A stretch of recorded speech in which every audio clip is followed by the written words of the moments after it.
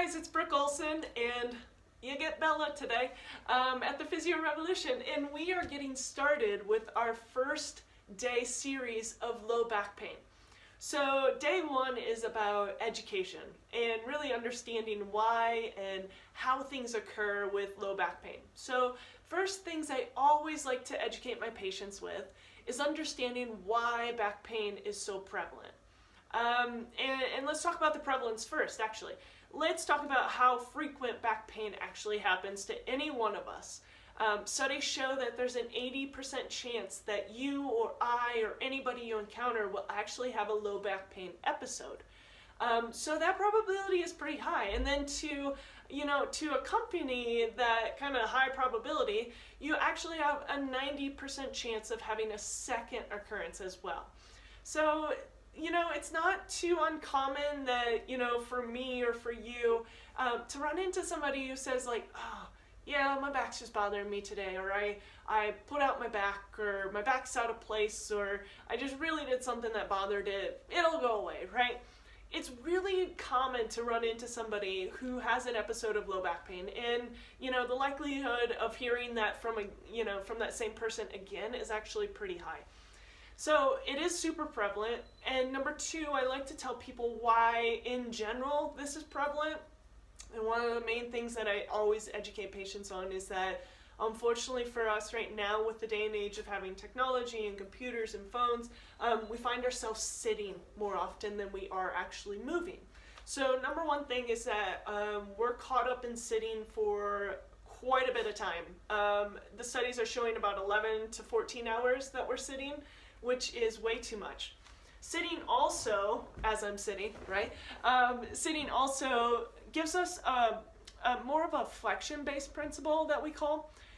Basically, flexion is when you bring your knees to your chest or your chest towards your knees. So you're kind of bending the spine, which, don't get me wrong, that's not bad for it. It's just that the ratio is a little bit off of what we're doing the opposite, right? The extension-based principle, or even neutral of the spine. Like understanding that it's helpful at times to be in flexion, and it's helpful to be in extension, and it's helpful to know neutral.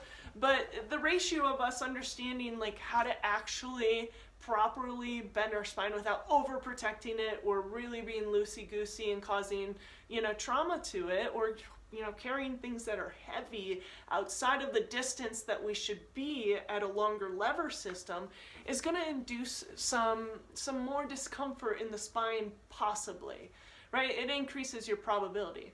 So we actually do a bias towards flexion 3,000 to 5,000 times a day. And that's quite a bit, because we're doing extension-based principles, or even neutral, less than 1,000 times a day. So the ratio is a little bit off. We got a higher flexion-based principle, and we got a lower extension-based principle. So ultimately, that kind of plays a role as well, and then on top of sitting, and then on top of having the high prevalence or probability of having a back pain episode. And so that's what I educate my patients on understanding why this is happening. Now, the next thing that I always tell them is, you have to be aware of the signs and the symptoms that something's coming on, right? The moment that something happens, you need to go in and see your specialist. This is the time. Don't wait. Don't wait, because waiting just prolongs the healing process. Go to somebody who really understands back pain, who understands your scenario. If you don't feel fit, go find the next person. You need to make sure that you're seeking the proper care for you specifically that's going to help you in the long run, right? And so most of my patients come to me when it's been a couple episodes of back pain and they're just getting tired of it, or becomes chronic back pain. So I always educate them, when something of a dull ache comes on in the low back, you kind of feel, oh, yep, I did something. Or, yeah, that's starting to get a little achy and it's not really kind of moving away anytime soon. That's when you really need to go get your care. That's the time that you have to get in. So I hope this serves you well. I hope this finds you well. Bella meant to say goodbye, but she obviously needed to go eat or rest. So anyways, we look forward to seeing you on day two. Day two is going to be about how you can self-assess your strength in the posterior musculature. And I'll demonstrate that for you on day two, so you can do a little bit of a self-assessment and make sure that you're getting, the muscles strong in certain areas that you need. So anyways, you know, if you have any questions or comments about this video, please just comment down below. Be happy to answer them or at least reply back. If you really enjoyed it, share it by all means. We appreciate that. And we will be talking to you guys soon. See you tomorrow.